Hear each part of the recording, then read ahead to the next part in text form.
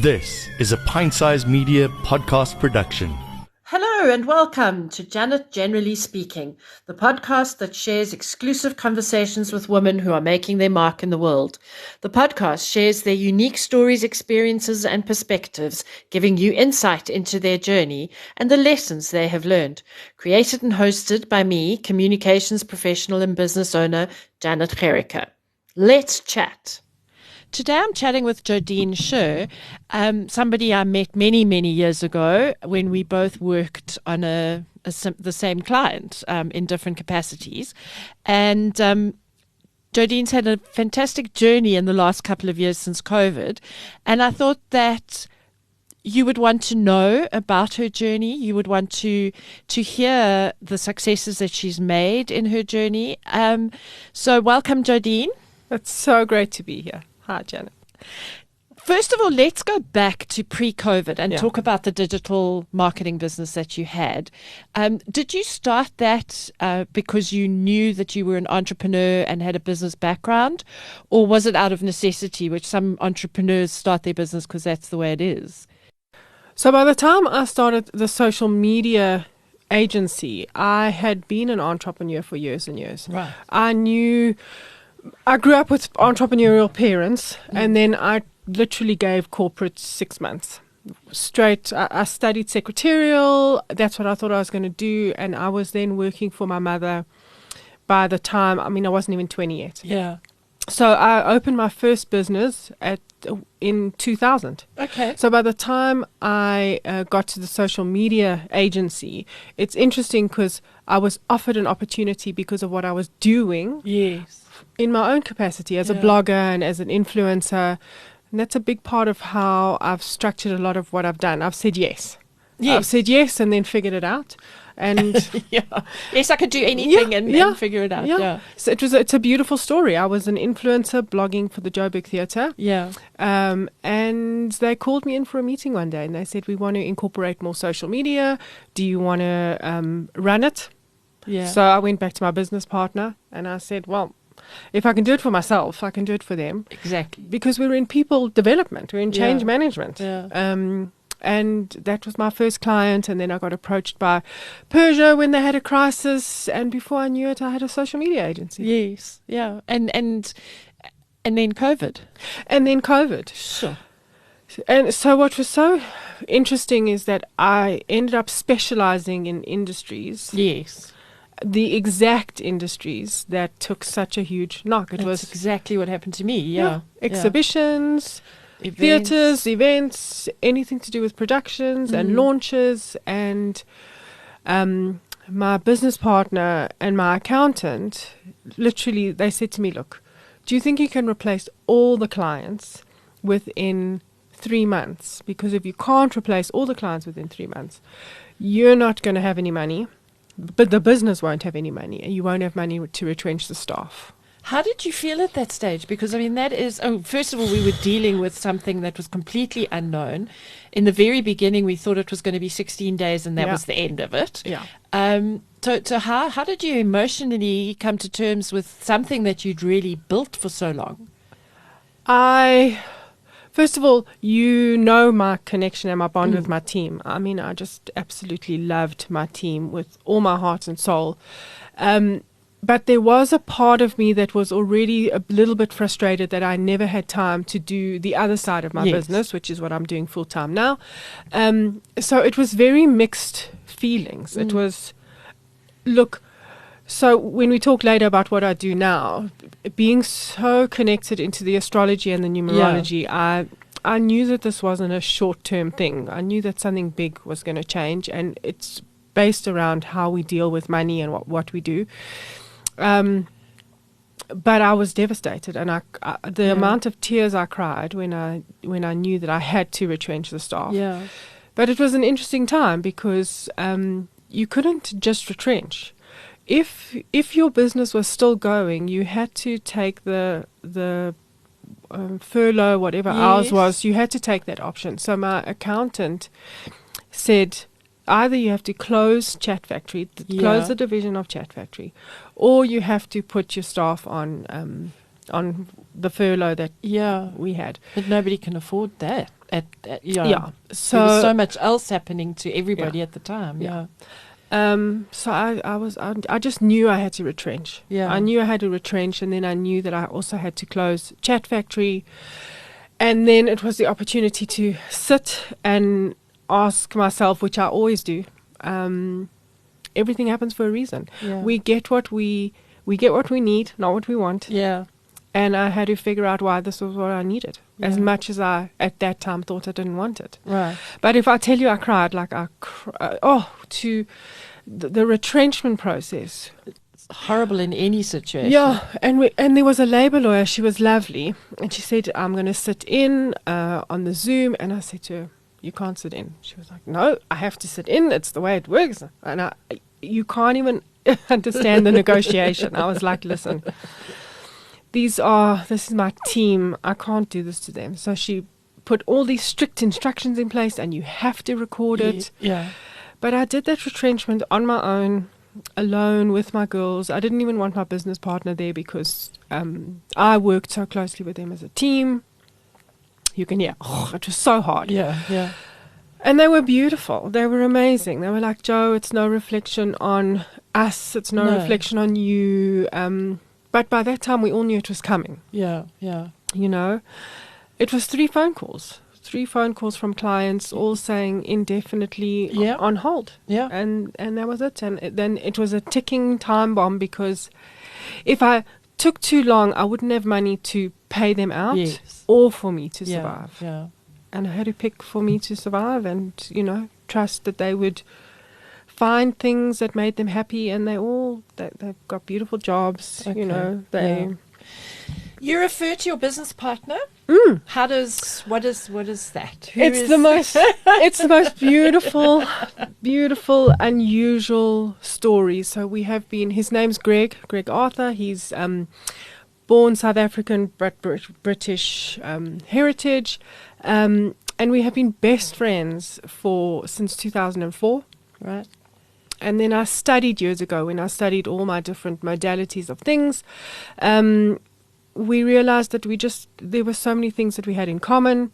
And in 2009, we opened Lifeology together. Okay, yeah. He was still in corporate. He then left. And it's been an amazing journey. And he is incredible at change management. And the opportunities were limited in South Africa. So 7 years ago, he left for the UK. Right. And a lot of people ask us now, because Greg could not do what I do. I cannot do what he does. Right. We're in different countries, and everyone says, "What's the point? Like, what's the point?" Yeah. But the point is that I wouldn't be who I am. I wouldn't brave what I brave. He wouldn't be who he is. He wouldn't brave who he is. And we just have an incredible partnership, an incredible business partnership and friendship. And, very special. And let's talk about strengths and weaknesses. I'm going to err on the side of strength and say, what are your innate strengths that have allowed you previously to be involved and build those businesses and have staff? I mean, I know it's the one thing that I steer away from or shy away from is running a team. So I absolutely love this question, because what I do now is I help people identify their innate traits. So many people don't know their strengths and don't know their weaknesses, and I've worked really hard to know who I authentically am. So this question's very special to me, because I am innately brave. I am innately brave, and I am innately pioneering. Okay. So I'm very happy to I think try we'll understand something. that when we go a little bit further. Yes. So that's why I say yes the way I do. Right. I just say yes because there's something gets me excited about having to figure it out. And when I figure it out, I learn so much more about myself. So, so that's for me a big thing. I didn't think I needed staff, and then it grew. So I said, let me take on staff, and then figured out how to have staff. So that is at that stage I've run for the hills. Exactly. My dad was an interesting character. He tried a whole lot of things that a whole lot of people thought he was crazy to try. And I always admired him for it, you know, and some of them failed dismally. Right. And I have 3 businesses that I've closed along the way, you know, but I gave it a good shot and, just leaped in. So one of my things is I'm not afraid to say no. I'll figure it out. I do have to jump to a weakness because my weakness is don't make me do it alone. That's why the business partnership is so important. Yeah. But I think you can do anything if you have someone to hold your hand, not to pull you through or to push you through, but to walk beside. Yes. Yeah. Because I don't believe that we're supposed to know everything. We're not supposed to be able to do every single aspect of a business. It's exhausting. No. It's absolutely exhausting. Like anyone who thinks that you must be the bookkeeper and the salesperson and you lose focus. And what happens is my fear is that I'll lose passion. Yes. So it's always been important for me to make sure that I have the right team around me so that I don't lose the passion and don't lose the nerve because it definitely can go. And the other thing about me that I rely on a lot is that I am so completely down to earth. I've never gotten into the space of I am a businesswoman. I mean, I studied to sit on boards of directors. I saw that, yes. Yeah. And in all of that, when I was vice chair on a board for a while, and when we all got together, it always started off with, how is everyone? Life is tough. The world is tough. Are you all okay? Do we know? I have no concept of this is work and this is life and you need to separate the two. Right. I have no concept of that. And I post that on LinkedIn. A lot of times I tell the story of whoever's become a dear special friend to me. But it started off as a business call and I'm the one who goes, how are you? Yes. How are you genuinely? Yeah. And I think it's I love that trait about myself. Yeah. Yeah. No, definitely. So who is Jodene? We've chatted through a whole lot of stuff, and I think we're getting to know you. But who are you? Okay. First of all, I love who I am. It's taken so long for me to be able to embrace it, and the best way to describe me is I am seriously like just this. I'm a real mix of different things. My key word is free-spirited. I'm completely free-spirited. I am extremely principled and highly moraled. My nephews will tell you I don't have a great sense of humor. And I'm someone who's learned to be healthy, learned to take care of myself, learned to prioritize what's important. Something I'm going to start talking about more is I chose not to have children. I tried twice and thought marriage was a good idea, but caught myself before I went down that road. I'm not saying that for some people it doesn't work. It connects into my free-spiritedness. And it's also not to say that there's not special people who come and go in my life and that I'm not, as far as I'm concerned, one of the greatest aunties that anyone could ask for. But the real thing about me is I'm really so free-spirited. And now I'm starting to realize that it's because I'm aligned with the world. The world is changing and people are starting to ask themselves, do I need this? Do I need it? Why do I need this? Who am I? Yeah. So there's also a part of me that thinks I'm a little bit of energetic futurist, it feels like I've been ahead of the game with a lot of things. One of my most frustrating things when we were together in the industry, you and I was trying to get my clients to can we just Skype? Do we all have to go into the office every time? No, you have to come into the office every time. So by the time COVID happened, I was so relieved because I was like, now the world's catching up. I've never had offices. Yeah. And all the time I've had a business, I've never had offices. And then I'm vegan. I'm plant-based vegan. Yeah. I've lost a fortune of weight from it. I was going to say, so before we go on to the sort of the next chapter, what is your mantra? Do you have a daily mantra? I have a daily mantra. And I give it to my clients because it's such a special one. So every morning as I wake up, I say I'm open and receptive to anything that comes my way today. Okay. Because I know that it's in perfect alignment with what I desire. Yeah. But it's also such good advice to anybody, which, sort of anybody as an entrepreneur, male or female, but I think particularly female, because there are so many things that we believe hold us back. Absolutely. Which are usually not true.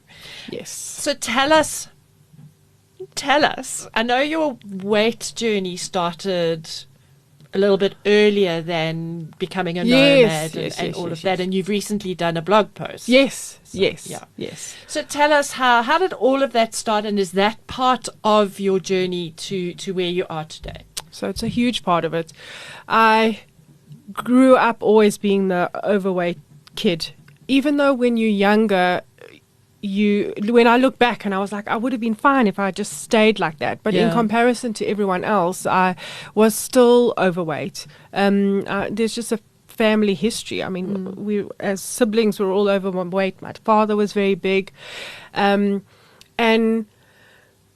the one thing about me is, I've said it, freedom is such a big thing. I'm going to tell you my nomad story as well. Yes. And I had 2 traveled experiences and then what happened to me in the social media world, and all 3 of them are very important. So in the social media world, I became an influencer early on, like 2009, 2010.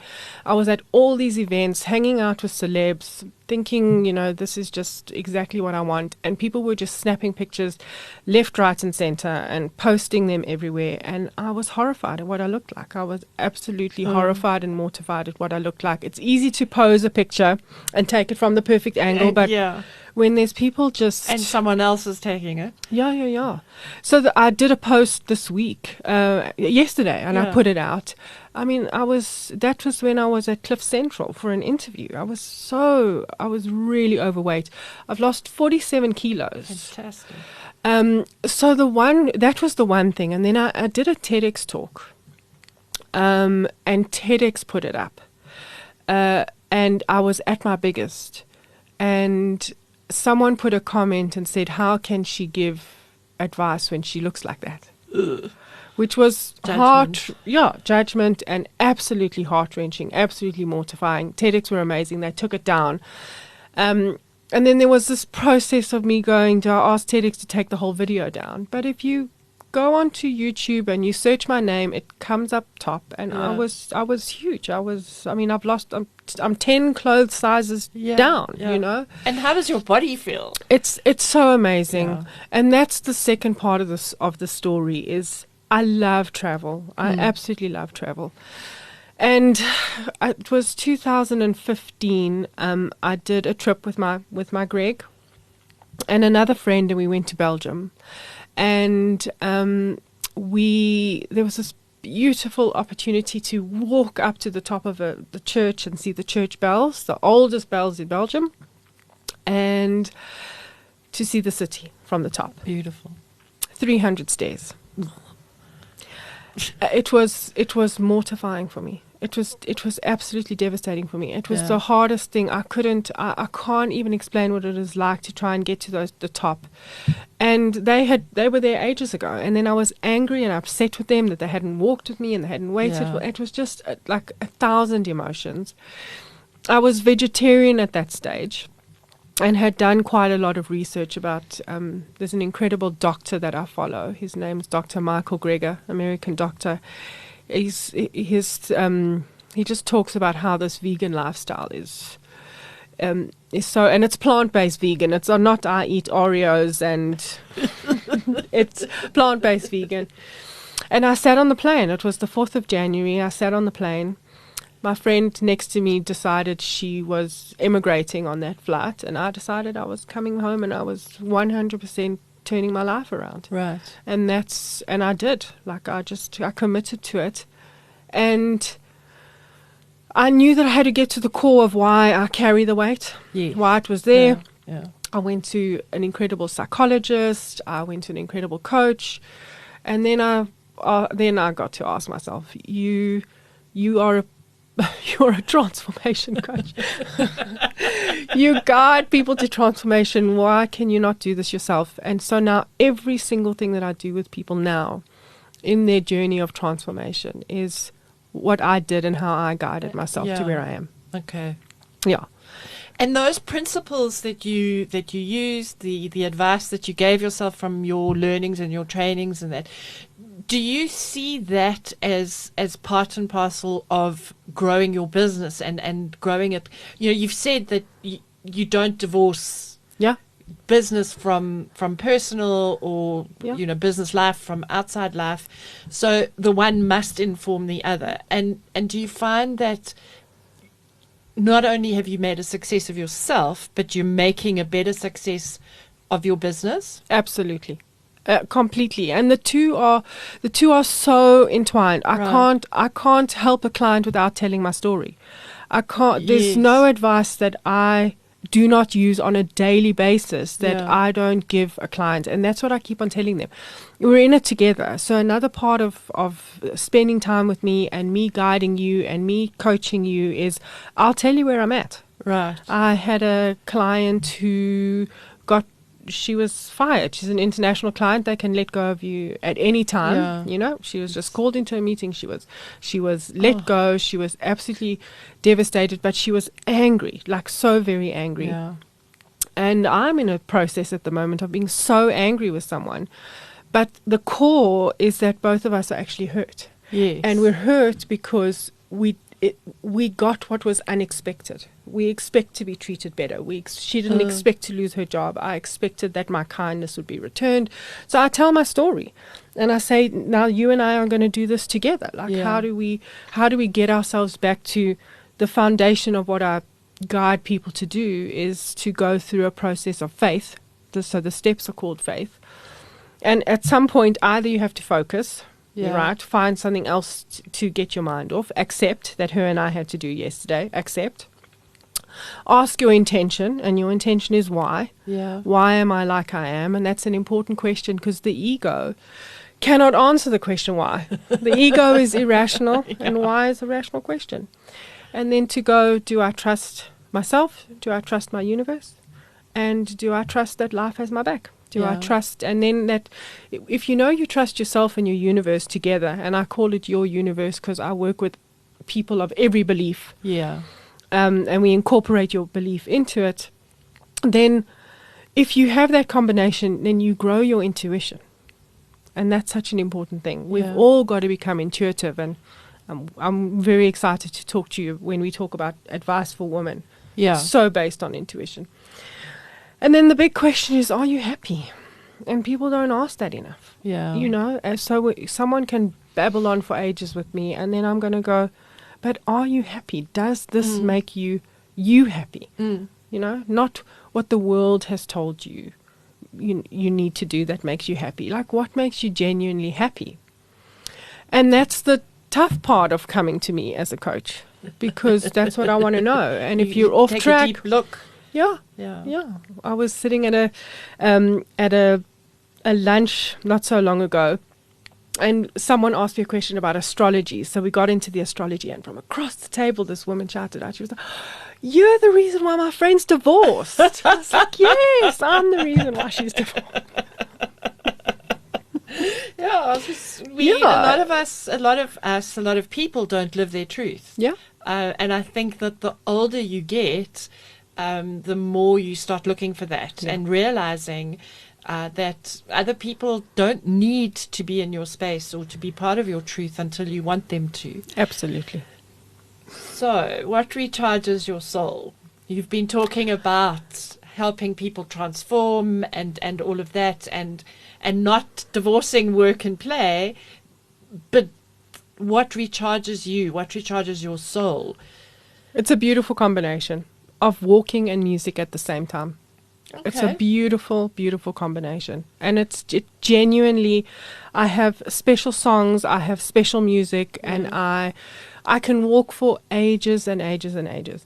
And I know that there's other things, and when we look at what we expect to recharge our soul, Mine is so personal, and it's because I listen into the depth of music. Like I really listen in, and for whatever reason, and not for whatever reason, I grew up with my mother very passionate about music, extremely passionate.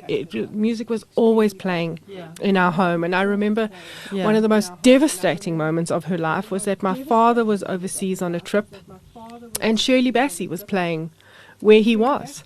And she was absolutely devastated that he told her. She was like, "You should never have told me. Like, you should never have told." I was little. I must have been like 6 or 7. And I'm so grateful that music was instilled into us the way that it was. And for whatever reason, I've connected into it. But I use it, Janet. Like there's moments where I'm like, I need this song in my ears right now. Otherwise, something's something's just gonna crumble a little bit inside. So that really goes back to my. So that really goes back to my question, which is what recharges your soul. I don't always know that answer for myself. I don't always know that answer for myself. A lot of people do go back to nature and to exercise and to getting away from it all. But I love the fact that I come from a family where my brother's been a musician all his life. So hearing that connection to music, and I do the same thing. I mean, if I've had a bad day. That's rocking. I'm the car that's rocking in the traffic because the louder the music, the better. And I also connect songs to experiences. So at the moment, I'm not traveling the way that I want to be traveling. I'm still having an amazing time, but I'm not traveling the way I want to be traveling. So I'm listening to all the music that I was listening to when I was on the subways and on the, taking those long trips on the coach and on the trains and all that kind of stuff, because it just keeps on reminding me. So I use music in such beauty. I can meditate too. At the moment, my favorite album at the moment is Leanne Rimes has a new album out. And she has definitely gone through a very deep spiritual transformation because those songs are incredible. And I can listen to the entire album in meditation. Yeah. Okay. Yeah. So, we haven't spoken about about the nomad. Yeah. The nomad life. That prompted by COVID and the free spirit and wanting to just make a change and do things. I think one of the first things that I said to Greg after COVID, after we had retrenched the staff, and now I was like, it's the opportunity to do what Lifeology originally was and has always been, which is people development, and now's the time for you to be this transformation coach. I used to call myself I can't even remember now, but like a facilitator to like help people to change, and it was now the opportunity to really and truly do that. And I said to Greg, I don't want to lose anything again. I felt like what I lost was so much. And then I honestly believe, and I tell every single one of my clients, wherever you are now, it is what you need. We've got to figure out why it is what you need. It might not be perfect, and it might be what you need now to change something, to realize that there's work to do. My thing is, we've got to figure out how worthy we are. That's our work, to figure out how worthy we are of everything, of who you're with, of what you do, of how you do it, of how much money comes in. Everything. Your purpose. My big thing with purpose, though, is that it's to feel purposeful in every moment. Because so many people spend their lives searching for their purpose and then miss all the little moments. So it's to truly feel purposeful. And look, I've traveled for years and years and years, and I've been irritating my friends for so long. Like I want to be more free-spirited. I've said I've wanted to live in all different places. And then COVID made the nomadic life more possible. It made the nomadic life more possible. I mean, I'm on a Facebook group that has nearly 500,000 people in it. And all in nomads in some kind of different way. Whether they're living out of a van, they're doing van life, or they've got a visa somewhere, crossing. Incredible. incredible. amazing. And all around the world. All around the world. And all around the South world. African communities are very small, which is interesting. So I struggle to really connect with fellow South Africans, but it's fine. I think van life and those kinds of nomadic and lives are very also, difficult. so I'm part of a house sitting community here that if anything pops up, she gives us the opportunity, like, do you want to do that? I'm the only full-time nomad. So a very important thing to mention is I don't have a car, I don't have a home, and that all happened from the universe orchestrating it, because I was supposed to spend 3 months in the Netherlands and pop over to the UK to see ABBA with Greg, and we had planned it for so long. What I didn't realize, and I have traveled a lot, I mean, my passport is full. They changed the law that you don't get a multi-entry Schengen visa. I think they did it in like 2018 or 2019. And because I had gotten Schengen visas for so long, I didn't even look. Oh, no. I didn't even look. Thank goodness I'm chatty, because I landed in the Netherlands. 2 days later, I was flying to the UK. Yeah. I was supposed to be there for 3 days And back. back. And the customs guy he was amazing. He said, why are you here so short? I said, oh no, because I'm just popping over to see ABBA and I'm coming back. And he said, you can't come back. You can't come back. I was with this dear friend of mine who I was supposed to spend 3 months with. So he said, call your friend. And my Ed was like, are you going to pick ABBA over me? I said, Ed, I've got to. Like, I have to do this. I have to. And I was so brave. And the guy, he literally had the stamp and he was like, are you sure? Because once I stamped this, like, that's it. Yeah. I said, yes, I was sure. Stamped, got across to the other side and just cried. And I did a post straight away, because I've been telling my story online for so many years, been so vulnerable and just said what I feel. And I cried. And people were amazing. People were like, you can come stay at me, you can come stay at me. And then I got dear friends who said to me, come look after Charlie. They're beautiful, beautiful doggy. And I looked after Charlie and I loved it. I loved it. Yeah. So the path And was that was set. it. It was set. It was set. It was, I didn't handle my family in the best way. One of the things that's important to me whenever I work with anyone is you've got to be able, no one's 100% right in anything. No. And you've got to be okay to say where you didn't go right. Exactly. Sometimes I have people where it starts off that they're like, no, it was 100% not me at all. But I'm happy to say when I'm not right. Yeah, but there's always an element of you not being right. Absolutely. I think in any situation. Absolutely, absolutely. And my not being right was I got hold of my family in South Africa and I was like, I'm giving notice to my landlord, I'm selling my car, I lived on my sister's property, it affected their lives. I expected my sisters to pack everything up. And they did. They were amazing, but it wasn't wholeheartedly fair. Yeah. But yeah, we figured it out. We're a beautiful family who can scream and shout at each other until we've said everything we need to say, and then we're okay. So it wasn't the most kind and loving thing to do, but I just made the decision while I was there. So by the time I came back to South Africa, and the only reason I came back is because if you travel outside of South Africa for more than 3 months, your medical aid doesn't cover you. So I had to come back. I literally said to my travel agent, because even though I'm a nomad, I still do it with a travel agent. She's brilliant at what she does. I literally landed and the next day my medical aid would have expired. Cutting it fine. Always when it comes to the medical aid. And that's why I'm in South Africa now, because then I build up again. Save up and get ready again and go for the next 3 months. And Lovely. yeah, but completely nomadic, absolutely nomadic, a full-time house sitter. And since the 14th of July last year, I have never not had a place to stay. Right. That's fantastic. I mean, I think the mind boggles for some people. I love my house and nesting in my own home and all of that. But I think it's aspirational, actually. Yeah. Especially having a sort of a minimalist mindset. You know that you don't need all the stuff that everybody has. So, No, so I was going to say, what advice would you give to a woman already in business, but that wants to grow, that wants to take the next step?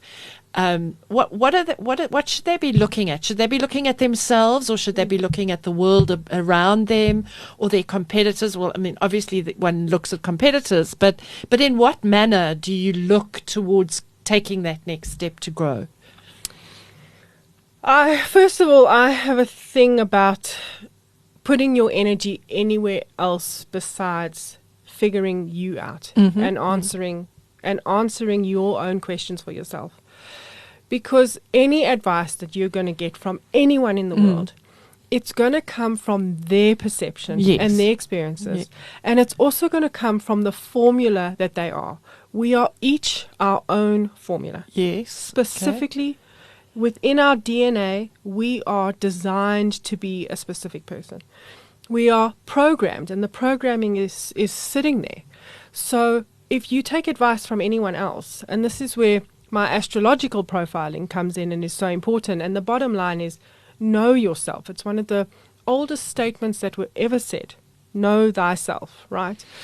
In knowing yourself, you will realize you do have all the answers. But more than that, you are designed, according to each one of your traits, you are designed to be whoever you're meant to be, specifically. And then everyone turns to other people's advice. So, for example, if you take a business guru who's written a book and put it out there and said these 5 things, right?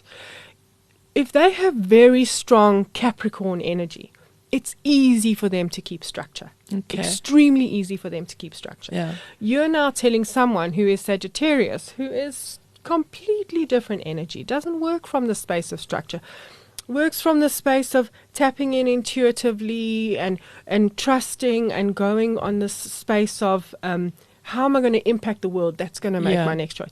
Capricorn doesn't worry about how you're going to impact the world. We're taking advice from people who are programmed completely differently. So my advice to any woman is take the time to get to know yourself. Right. I love that. And listen to people, to people, but you have got to learn to sense your way through the world. Yeah, it's when I always say to people that are pregnant who ask me advice, I always say, you know what, listen to other people's advice. Yeah. It doesn't mean that what they tell you is going to fit the way that you are or the way that you want to raise your child. So listen, but it doesn't mean you have to take that advice. Because I think often with advice, people feel obliged to take a piece of advice that's been given to them, which is not right. Yeah. But and the other big thing is people don't trust themselves. No, they don't know which is themselves. Why we take advice. Exactly. Like just anybody else's risk but my own. That's what it is. I'll take anybody else's risk but my own, and then we can say I got bad advice. Yeah. Well, it's also fear based. Completely. We're afraid to fail, right? Yes. We're afraid to fail, but failure is perception. It's completely perception. Exactly. We should be trying things, figuring it out, deciding if we like it. If we don't like it, we don't give ourselves the opportunity to step away. We get so entangled in what we do and so much investment. Yeah. We put so much investment. And one of the things that I love saying to my clients, at some point, thank goodness it's online because I'm sure one day someone would throw something at me, is at some point, you can only grow if you're wasting time or wasting money. Yeah. At some point, you got to, and it's the perception that it's wasted. It's the ego's perception that it's wasted. But so then, how do you see failure? I see failure as it's literally the opportunity for me to figure out how do I figure out more about myself. Yeah. If this hasn't worked out, and I say this 1,000 times, I'm going to say it again. we get what we need and not what we want. Yeah. So that failure has come along because there's deeper to go. There's somewhere something further to work out. Yeah, there's deeper to go. Yeah. So failure, in fact, is not a failure; it's a lesson. It's an opportunity. It's an opportunity to learn. It's an opportunity. How, at the end of the day, how will you measure your life? I will definitely measure my life by the freedom that I gave myself to do it my way. That will be my thing. At the end of the day, I will want to ask myself, did I stick to doing it my way? Okay. Which is everyone's Whose son is concern. that? So I did it my way. Exactly. It's such an important thing because a lot of people are concerned about me right now, right? The lifestyle that I've chosen doesn't take away from the fact that I'm a successful businesswoman, right? No. I have all of that. Yes. But everyone's now saying, but you have nothing to show for it. There's nothing tangible to show for it. I don't own a property. I don't have a car. So to hold on to that and to be true to myself as I get older, because that's everyone's concern. You can't be a nomad when you're 80. Why not? Exactly.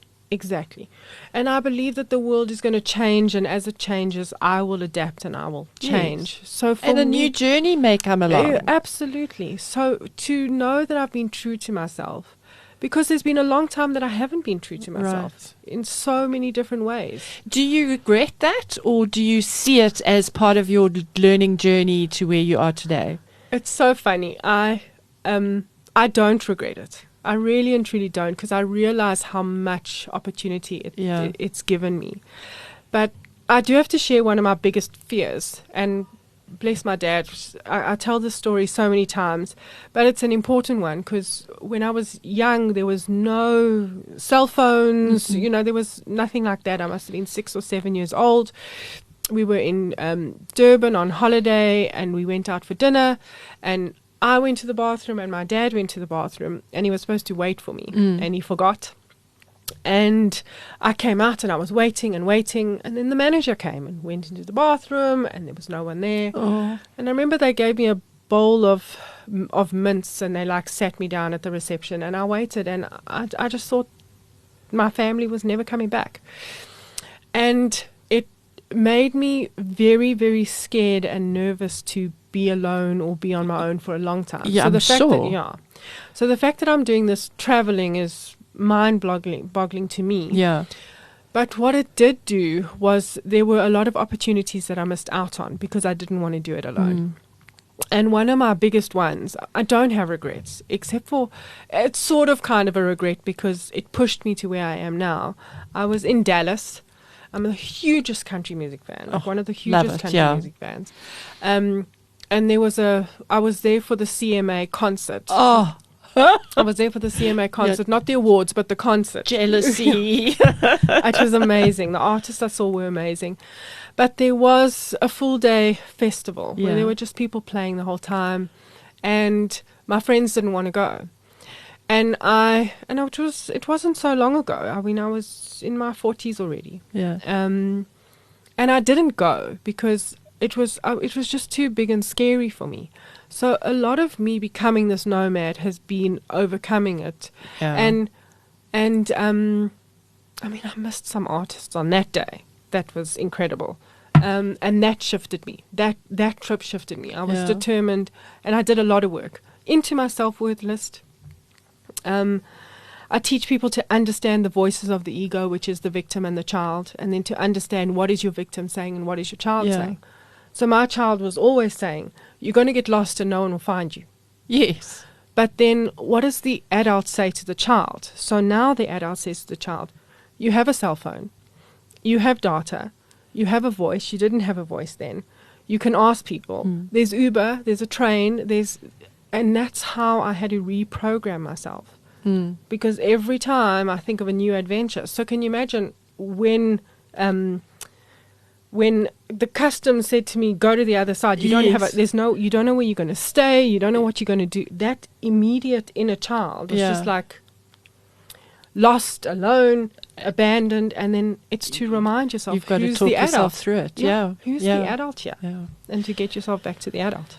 Final words before we do my quick questions, my quick fire questions. But my final question for you is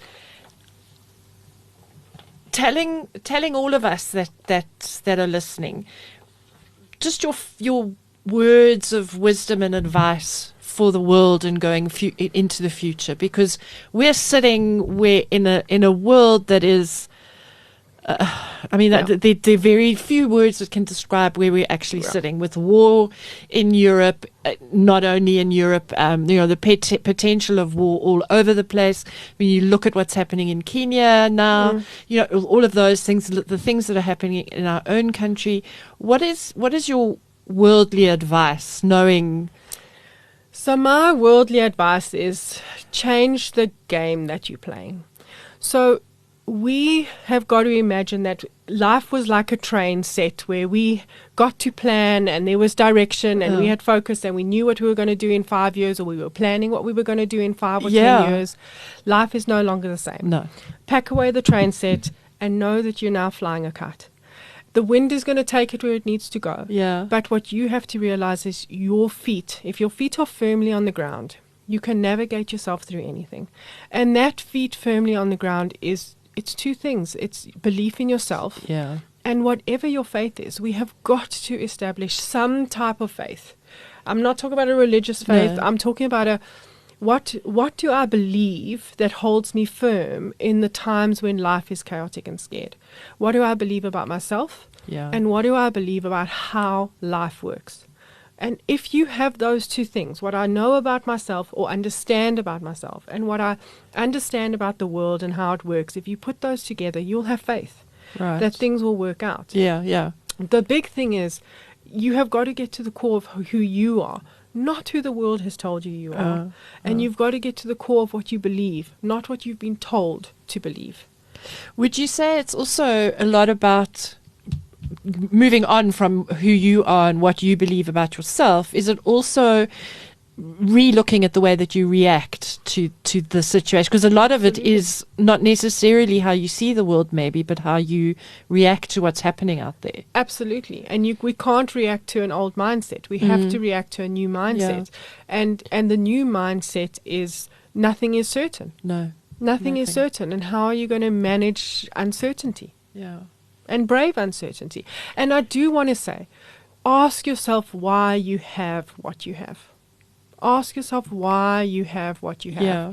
With what's happening financially and in all these different aspects, we've got to figure out why it's so important to hold on to all the things we are holding on to. Yeah, I definitely, I agree with that 100,000%. Quick fire questions. Okay. Big important one for you. Star sign. Libra. Same as my husband. Chocolate or chips? Oh, chips for sure. You have tattoos. I do.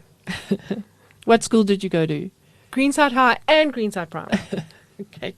Tea or coffee? I'm going to go with tea. It used to be tea. I drank too much of it. I had to stop. So now it's a cup of coffee a day. Okay. You introduced me to hibiscus tea, which I still love. Yes. Cook or eat out? Completely cook. Best part of your day? First thing in the morning. And first thing you think about in the morning? My quick. I pick a word for either year. So I think about that word straight away as I wake up. Okay. Do you want to share? Yes, this year's word is mystery. Last year's word was adventure. Okay, well, yeah, fitting. Creative, morning or night? Morning, absolutely. Who's your favorite writer?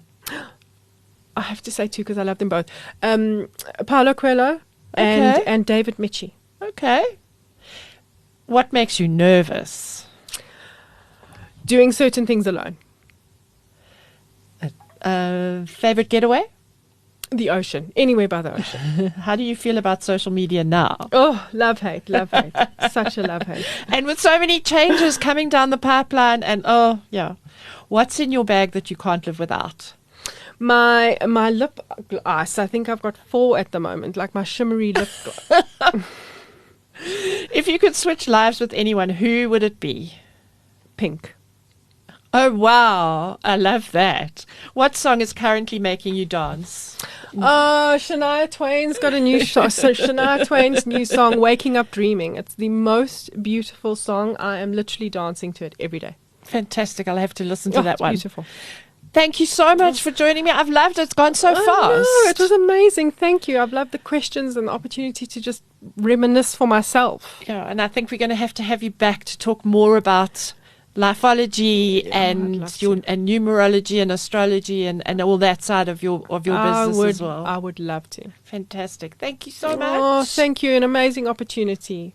Thank you for listening to Janet Generally Speaking. You can hear a new episode each Tuesday wherever you get your podcasts.